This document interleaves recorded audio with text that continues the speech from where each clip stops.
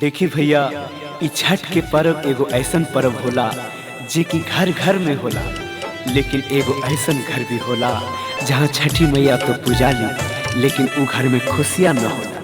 तो आई इ गीत के माध्यम से सुनल जाओ। छठी मैया गोदिया में दईरा ललनमा, आंगनमा सुना सुना लागे हो।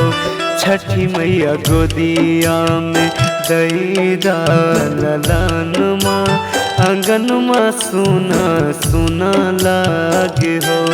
एगो बेटा बिना एगो बेटा बिना तर से सजनमा, आंगनमा सुना सुना लागे हो।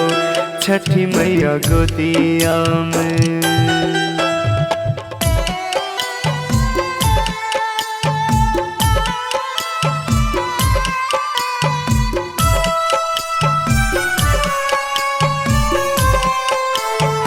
Music by Mohan Yadav.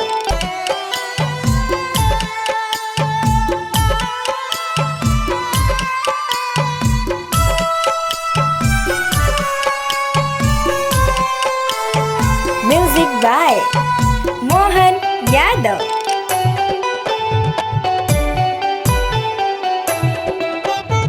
सास ससुरवा के अखिया से मैया बहे रोजे असुआ के धार।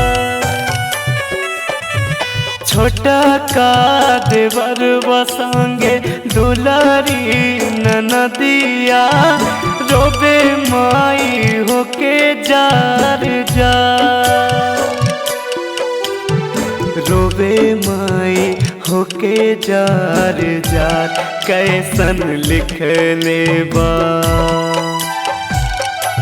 कैसन लिख लेबा भगिया विधानमा, आंगनमा सुना सुना लागे हो।